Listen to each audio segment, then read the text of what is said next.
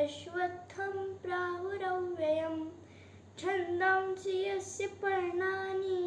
यस्तं वेद स वेदवित् अधश्चोर्ध्वं प्रसृतास्तस्य शाखा गुणप्रवृद्धा विषयप्रवालाः अधश्च मूलान्यनुसन्ततानि कर्मानुबन्धीनि मनुष्यलोके न रूपमस्येह तथोपलभ्यते नान्तो न चादिर्न च सम्प्रतिष्ठा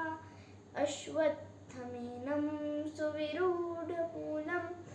असङ्गशस्त्रेण दृढेन चित्वा ततः पदं तत्परिमार्गितव्यं यस्मिन् गता न निवर्तन्ति भूयः तमेव चाद्यं पुरुषं प्रपद्ये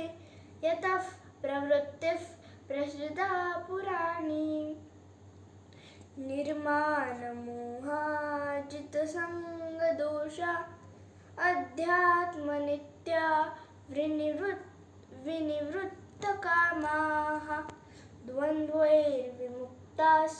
सुखदुःखसंजैर्गच्छन्त्यमूढाः पदमव्ययं तत्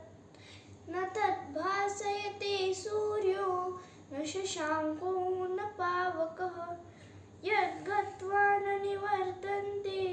तद्धाम परमं मम ममैवांशो जीवलोके जीवभूतः सनातनः मनःषष्ठानीन्द्रियाणि प्रकृतिस्थानि कर्षति शरीरं यदवाप्नोति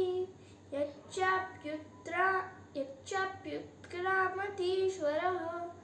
गृहीत्वैतानि संयाति वायुर्गन्धानि वाशयात् श्रोत्रैर्चक्षुस्पर्शनैश्च रसनङ्घ्राणमेव च अधिष्ठाय मनश्चायै विषयानुपसेवते उत्क्रामन्तं स्थितं वापि भुञ्जानं वा गुणान्वितं पश्यन्ति ज्ञानचक्षुषः यतन्तो योगिनश्चैनं पश्यन्त्यात्मन्यवस्थितं यतन्तो प्रकृतात्मानो नैनं पश्यन्त चेतसः यदादित्यगतं तेजो जगद्भासयतेऽखिलं यच्चन्द्रमसि यच्चाग्नौ तत्तेजो विद्धि मामक गामाविश्य च भूतानि धारयाम्यहमोजसा पुष्णामि चौषधीः सर्वास् सोमो भूत्वा रसात्मकः अहं वैश्वानरो भूत्वा प्राणिनां देहमाश्रितः प्राणापानसमायुक्तः पचाम्यन्ने चतुर्विधं सर्वस्य चाहं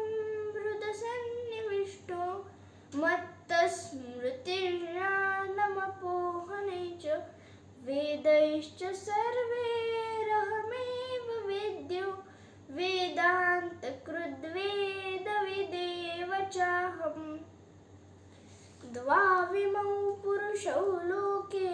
क्षरश्चाक्षर एव च सर्वाणि भूतानि कूटस्थोऽक्षर उच्यते उत्तमः पुरुषस्त्वन्यः परमात्मेत्युदाहृतः यो लोकत्रयमाविश्य बिभर्तव्य ईश्वरः यस्मात्क्षरमतीतोऽहम् अक्षरादपि चोत्तमः अतोऽस्मि लोके वेदे च प्रतितः पुरुषोत्तमः यो मामेवं सम्मूढो जानाति पुरुषोत्तमं स सर्वविद् भजति मां सर्वभावेन भारत इति गुह्यतमं शास्त्रम् इदमुक्तं मया नघ एतद्बुद्ध्वा बुद्धिमान् स्यात् कृतकृत्यश्च भारत ॐ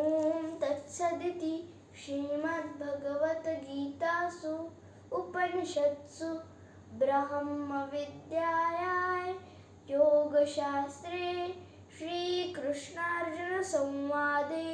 पुरुषोत्तमयोगो नाम 15 अध्यायः।